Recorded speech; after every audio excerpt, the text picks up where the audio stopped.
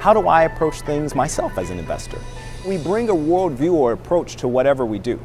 One of the things that we realize when we engage with investors is there are three common biases that we have as investors. One of those biases is we often tend to concentrate what I would describe as our active risks. So sometimes you'll hear people talk about building a portfolio and say having just a core benchmark index exposure and then actually having satellites or alternatives where they take their risk. Well, that by definition actually concentrates the risk in those satellites. So that's one of the biases that we have.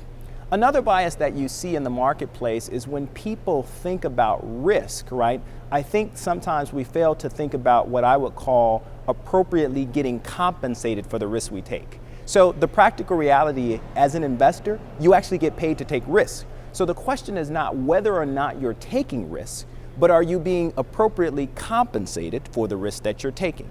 The third bias that we see is when we're looking at returns and the attribution of those returns and the effect on the portfolio, we tend to really look at what I would call explicit costs and their effect on those returns. So think about things like the management fee or even if you have trading costs.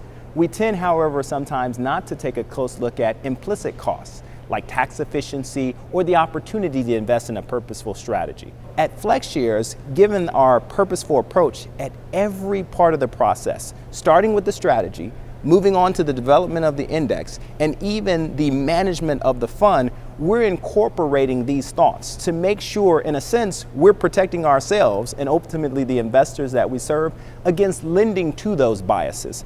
Thus, we believe the flexible indexing process that we pursue actually provides investors with better tools in the form of our exchange-traded funds that help them achieve their objectives while at the same time countering against some of the likely biases that we have as investors.